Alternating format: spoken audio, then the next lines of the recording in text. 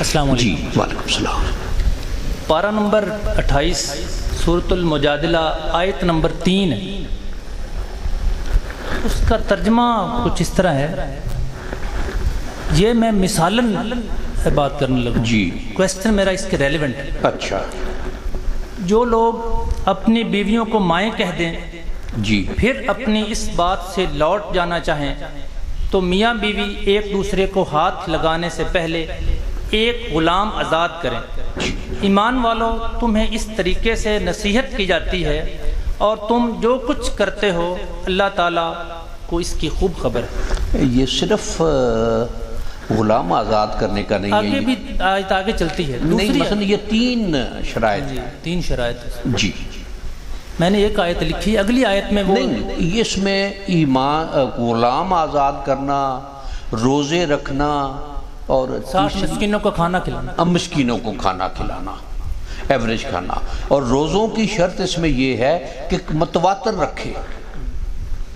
اگر 59ویں روزے پر جا کر ناغا آ گیا تو اس کو پھر ایک سے شروع کرنا ہوگا. سوال میرا یہ ہے کہ اس طرح کے جو احکامات ہیں موجودہ دور میں اس کا اطلاق کیسے ہے, کیونکہ غلاموں کا کنسیپٹ آج کل تو نہیں ہے. جی تو پھر اس میں دیکھیے ایک غلامی کا کنسیپٹ تو نہیں ہے, لیکن ایک یہ چیز تو آتی ہے کہ رقم کتنی کی لگ سکتی ہے, اس رقم کو کسی اور انداز میں خرچ کر لے. روزے رکھنے کا وہ جسمانی اگر اس کو ہے تو وہ کر لے. تیسرا مسکینوں کو کھانا کھلانا. اس میں گزارش یہ ہے کہ یہ 3 پاسبلٹیز ہیں. جی اس وقت یہ تینوں اپلیکیبل تھیں, آج کل یہ پہلی پاسبلٹی ہی نہیں ہے. پہلی پاسبلٹی, لیکن باقی 2 تو اپلیکیبل ہیں. جی روزے رکھ سکتا ہے آدمی, مسکینوں کو کھانا کھلا سکتا ہے, یہ دونوں کام ہو سکتے ہیں. تیسری کا یہ ہے کہ اس کا کوئی اپنے جہاں کہیں اس طرح کی صورت درپیش ہوئی ہے, وہاں کے قریب کے مفتی صاحب سے اس بارے میں فتویٰ لے لیں کہ اگر وہ غلام آزاد کرنا چاہتا ہے یا اس کے مقابل, تو اس کے لیے اس کو اس کا الٹرنیٹ کیا کرنا ہوگا.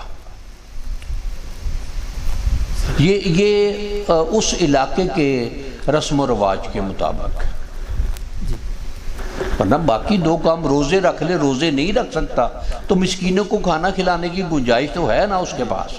اگر وہ غلام آزاد کر سکتا ہے تو مسکینوں کو کھانا بھی کھلا سکتا ہے, اور کھانا بھی ایوریج کھلانا ہے.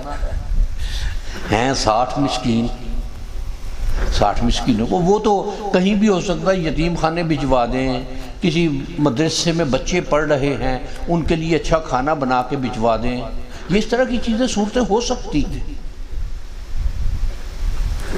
جی اس طرح کے جتنی بھی کچھ اور احکامات ہوں گے جو اپلیکیبل نہیں ہیں وہ ان کے لیے پھر اسی طرح ہی حکم ہے. اس کے لیے اسی طرح ہی. دیکھیے ایک قرآن مجید میں لفظ مبارک ہے بالمعروف, کہ وہ اب ہر شے ہر جگہ کے لیے نہیں ہے.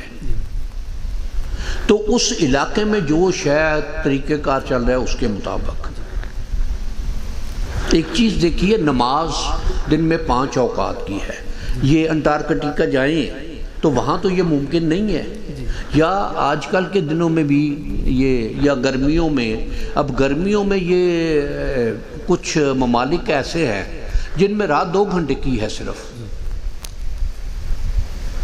مثلا رمضان میں وہ روزہ افطار کرتے ہیں اور عشاء کا وقت نہیں ملتا, سحری کا وقت آ جاتا ہے. تو یہ وہاں کے مقامی مفتی سے اس کا فتویٰ لینا چاہیے, جو ان حالات کو, ان واقعات کو یا اس کیفیت کو سمجھتا ہے. وہ اپنے حالات کی اور ان کیفیات کے مطابق فتویٰ دے گا کہ یہاں کس طرح کرنا چاہیے.